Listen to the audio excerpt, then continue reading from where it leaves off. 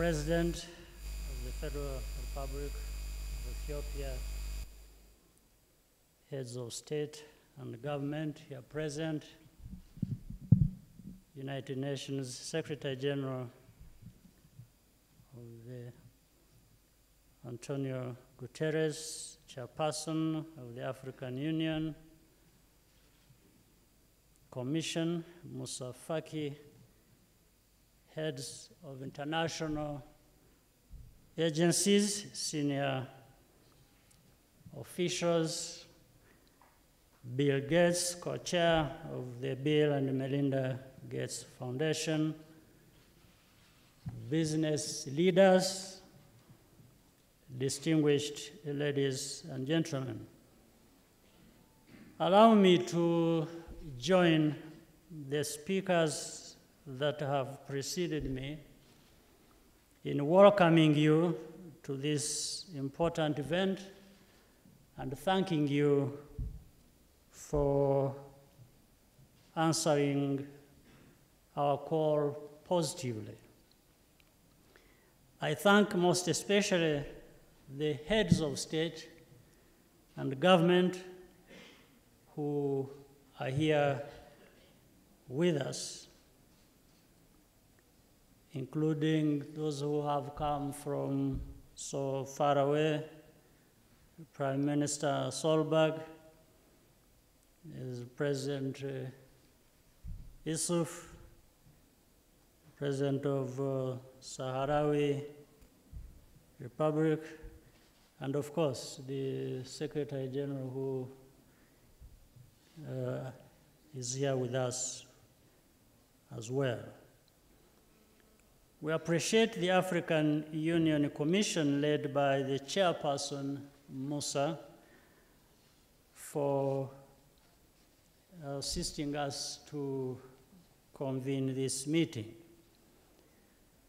The many partners joining forces with us here today have in fact been together with us on this journey all along, from Bill Gates to the World Health Organization, led by Tedros, Michel Sidibe, to the leaders of Gavi, the Global Fund, and the African Development Bank, to name just a few.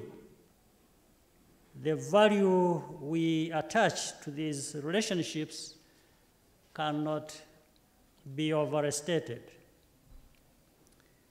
Whether as the African Union or in the case of my country, Rwanda. The reason why is obvious. Investing in the health of our citizens has already had transformative effects on the people of our continent. But there is much more to do. That is why the outcome of this meeting is so important.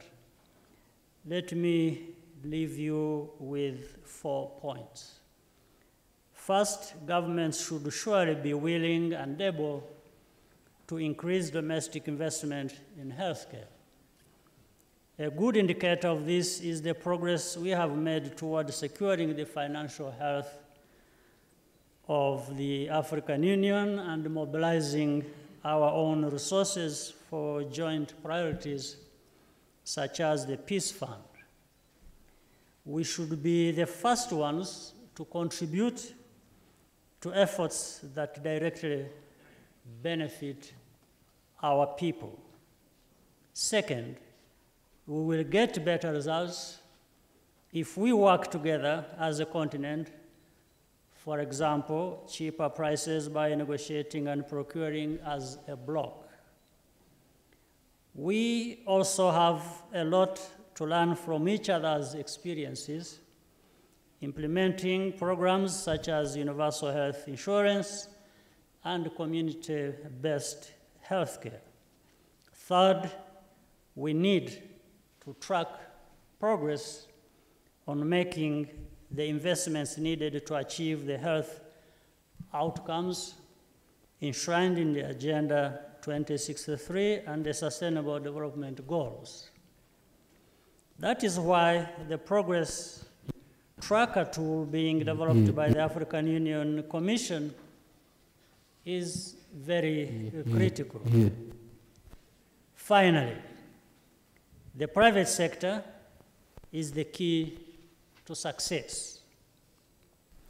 The role goes beyond taxes and philanthropy. As central as those are, we also need to see the private sector investing more in the business of healthcare in Africa as service providers. Companies can also ensure their employees have high quality private health insurance coverage, and this creates more demand in the market and allows governments to focus on the most vulnerable. As was mentioned earlier, we are entering a period where most of the special health financing vehicles must replenish their resources. This creates the necessity, or rather the opportunity, for Africa to increase its ownership of the process. Together, we can set an even more ambitious agenda for the next phase. I thank you once again for your kind attention.